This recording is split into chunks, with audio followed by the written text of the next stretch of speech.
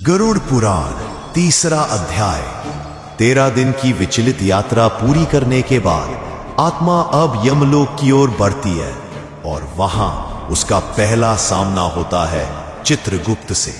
वही चित्रगुप्त जिनके पास हर जीव का पूरा जीवन, हर कर्म, हर पाप पुण्य लिखा होता है। गरुड़ पुराण बताता है कि जैसे ही आत्मा यमलोक के द्वार पर पहुंचती है, उसका नाम पुकारा जाता है और चित्रगुप्त अपने विशाल ग्रंथ से उस आत्मा का पूरा हिसाब खोलते हैं। आत्मा की आंखों के सामने वो हर दृश्य आता है जिसे उसने जीवन में किया होता है। किसे धोखा दिया, किसे दुख पहुंचाया, किसका भला किया और किस पल भगवान को याद किया।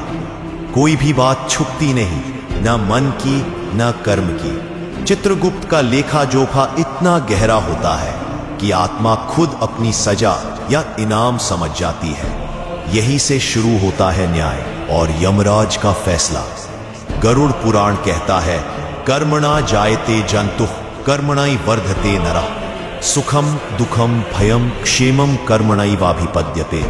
अर्थात हर प्राणी अपने कर्मों से ही जन्म लेता है, कर्मों से ही बढ़ता है और सुख दुख, भय या मुक्ति भी उसे कर्मों से ही प्राप्त होती है।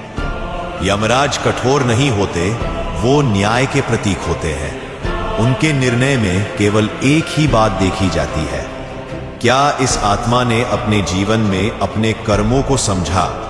अगर हां, तो उसे पुनर्जन्म का एक और अवसर दिया जा सकता है और अगर नहीं, तो उसे नरक की ओर प्रस्थान करना होता है।